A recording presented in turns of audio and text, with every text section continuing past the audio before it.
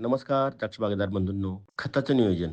द्राक्ष शेतीमध्ये खताचं नियोजन अतिशय महत्त्वाचं आहे आणि ह्या वर्षी तर पावसामुळे आपलं खतांचं नियोजन कोलमडून पडलं आहे. सगळ्यात महत्त्वाचं खतं देण्यापेक्षा खतं आपल्या शेतामधून, आपल्या प्लॉटमधून सततच्या पावसामुळे निचरा होऊन गंगेला मिळालं आहे असं म्हटलं तर अवघड ठरणार नाही. आणि त्याचबरोबर वेलीमध्ये स्टोरेज देखील खूप कमी आहे. त्यामुळे बऱ्याच ठिकाणी बागा वीक, पेल दिसतायत. त्याच्यामध्ये थंडी आहे. थंडीचे अजून दुष्परिणाम आपल्या बागावर होत आहे. परंतु अशा ह्या काळामध्ये आपल्याला सुरुवातीच्या काळामध्ये फेलफूटपासून तर 50-60 दिवसापर्यंत आपल्याला नायट्रोजन लेव्हल वाढवणं अतिशय गरजेचं आहे. मित्रांनो, मुख्य नत्र, स्फुरद, पालाश, एन-पी-के याच्यावरती आपल्याला भर देणं अतिशय अतिशय महत्त्वाचं आहे.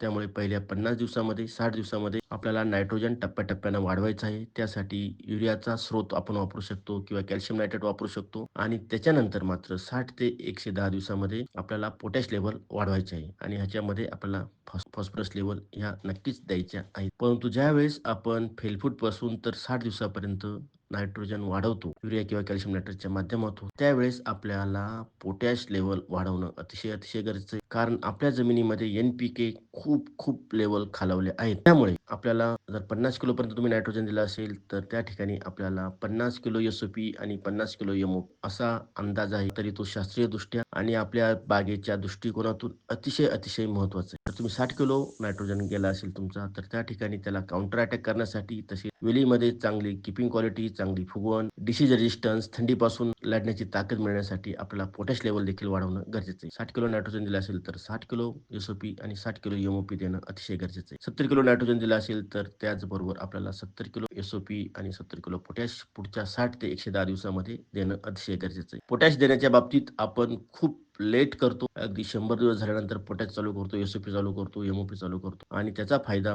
फक्त 10-20% आपल्या सध्याच्या प्लॉटला होतो. बाकीचा पोटॅश हा त्याचा रेसिड्युअल इफेक्ट देऊन तो खरड छाटण्यासाठी आपल्याला कामात येत असतो.